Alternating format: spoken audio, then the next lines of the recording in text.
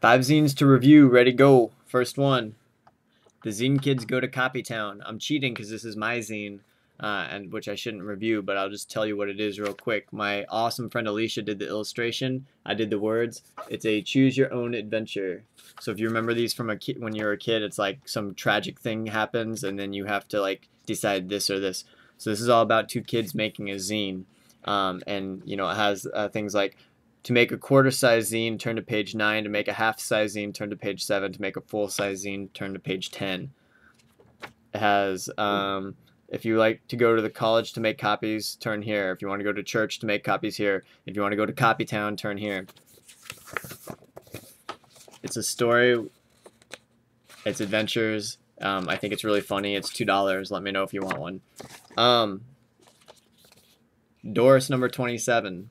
This is the UVWXYZ issue. UVWXYZ. She did an encyclopedia issue. I think this came out a while ago.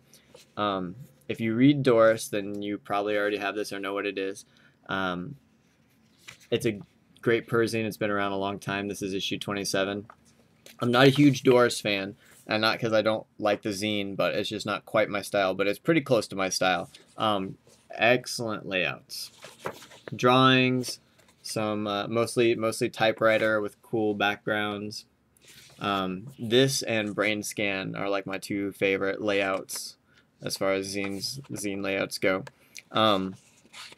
She writes a story with the letter U, and then with V, and then with W and X and Y and Z and all that.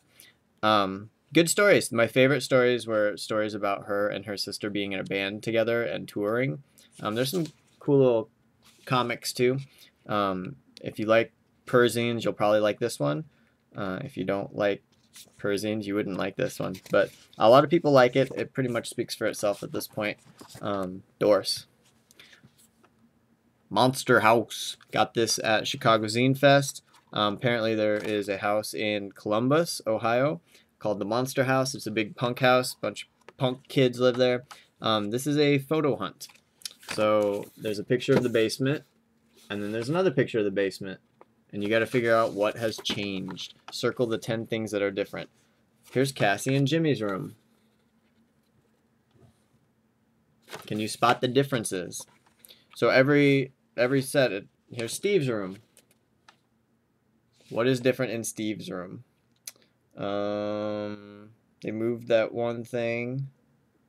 A couple things different. It's tough, actually. The back has the key to tell you all the answers. Not a whole lot of content, but it's goofy and fun. It's an old idea that has been done in a zine form now. I bought it. I liked it. I like the cover. And I like the voyeurism of looking in people's rooms. It's fun. Oh, look, there's David's room. I like looking in people's rooms, and when you're trying to find things that are different, you really stare at every detail of the photo, and it's fun. I reviewed Effigy number 5. So at Chicago Zine Fest, I got Effigy number 6 from Matt, whom I keep running into in social situations and not recognizing him. So I apologize, Matt. I'm just sort of weird. I like number 5, and I also like number 6. If you like number 5, you'll like number 6. He has taken out the drawings. He felt that they took away from the writing.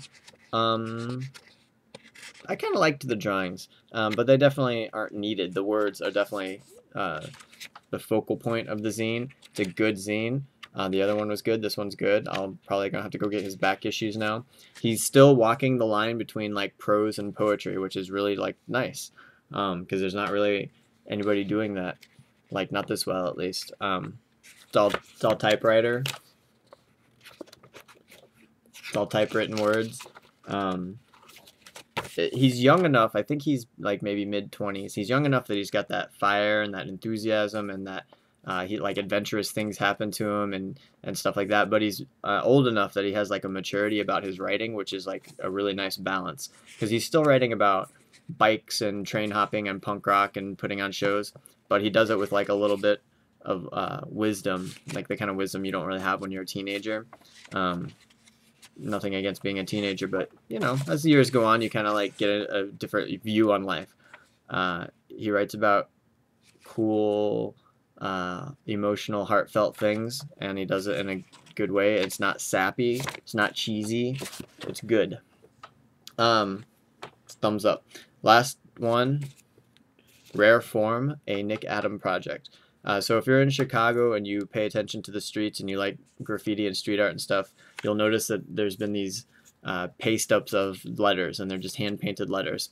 So I met the guy that does it. It's this kid Adam, or Nick Adam, and he hand paints letters, just a letter, and then he pastes it up outside or staples it up or whatever. And the whole city has these letters all over right now. So this is sort of some photo documentation of it.